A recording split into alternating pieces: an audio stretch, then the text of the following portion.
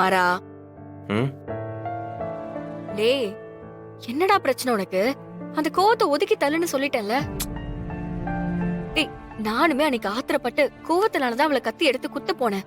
வள்ளியம்மா தடுக்கலனா வேற மாதிரி ஆயிருக்கும். நீயும் அதே தப்ப பண்ணாத மாறா. ஒரு பொம்பளை புள்ளி அடிக்கிறது தப்புடா. இப்ப என்ன, திரும்ப போய் அடிக்கணுமா அவளை? அதான் ப்ராமிஸ் பண்ணிட்டேன்ல. இனி அவளை கை நீட்டி அடிக்க மாட்டேன். ஆனா மனசார மாட்டேங்குதுடி. எப்ப அண்ணி வீட்டுக்கு வந்து ராகவும் கூட வாழ போறாங்களோ அப்பதான் கொஞ்சம் நிம்மதியா இருக்கும். அவளுக்கு கொஞ்சம் டைம் கொடு. நானும் இதே இடத்துல இருந்திருக்கேன்ல, அப்ப எனக்கு டைம் தேவைப்பட்டுச்சுல. அதே மாதிரி தானே அவளுக்கும் தேவைப்படும். கொஞ்சம் பொறுமையா இருக்கலாம். சரி, இது சூடு ஆறு இருக்கும். நான் வேற காஃபி கொண்டு வரேன். வேணா விடு.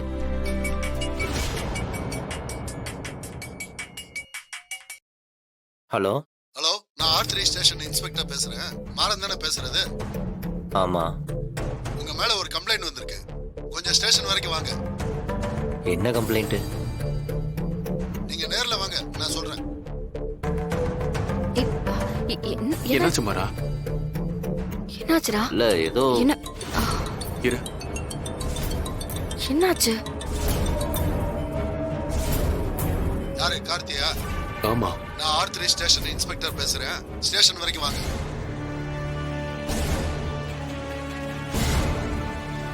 சார், என்னாச்சு சார்? என்ன விஷயம்? நீங்க முதல்ல வாங்க சார். என்ன?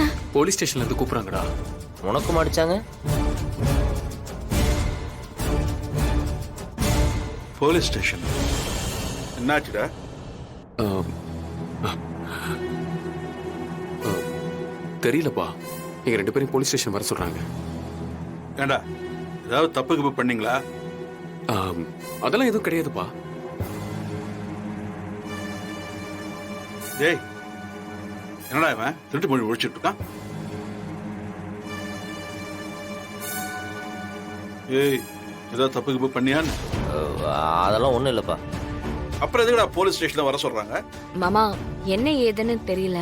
போலீஸ் ஸ்டேஷன்ல இருந்து கால் பண்றாங்கல்ல, வாங்க போய் என்ன ஏதுன்னு கேட்டுட்டு வந்துடலாம். வாங்க மாமா.